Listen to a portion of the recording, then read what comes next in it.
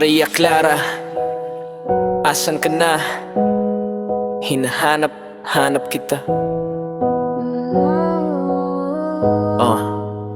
Balik tanaw sa nakaraan, mga litratong luma, balot ang kasuotan, mahinhin parang panaginip na kay ganda. Simpleng ganda, walang halong pagpapakitang gilas. Sapat na ang ngiti, di kailangan ng halong kalaswaan. Pero bakit ngayon? San ka hahanapin sa makabagong media? Labas kaluluwa ang makikita, maiiksi na damit. Di na ako makapaniwala, tila lunod na sa impluensya ng banyaga.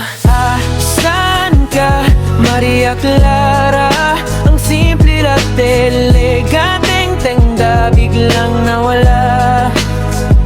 Nasaan man na, Maria Clara? Ang respeto sa sarili, saan na napunta? Nasaan ang kahinhinan, yung pagiging inosente? Tila di na mahanap sa kasalukuyang henerasyon.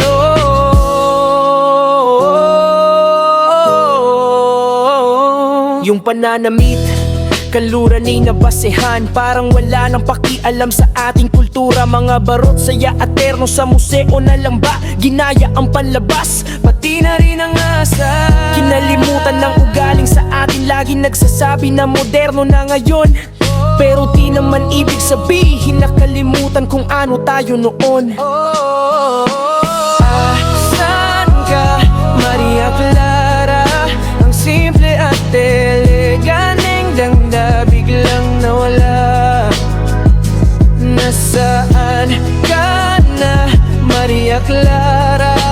Ang respeto sa sarili, saan na napunta?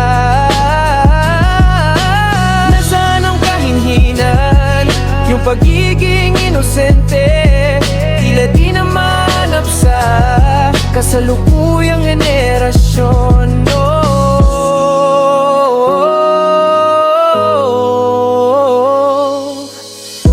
Isang tanong na di ko masagot-sagot, bakit ang ganda naging katumbas ng pagsusuot na mga damit na hapit at nagpapakita ng laman? Hindi ba't mas maganda kung simple lang at may laman ang kalooban? Tunay na ganda ay di sa panlabas na anyo, kundi sa puso't isip na may pagmamahal sa'yo.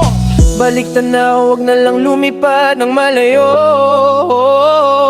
Maria Clara, sana'y manap ka pa o magbalik ka na. Pagkita mo, ang ganda mo ay nasa pagiging tunay mo. Huwag kang matakot na maging sarili mo, dahil ang tunay na ganda nasa puso mo.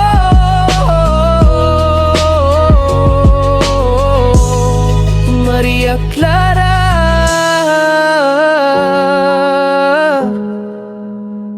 nasan ka na?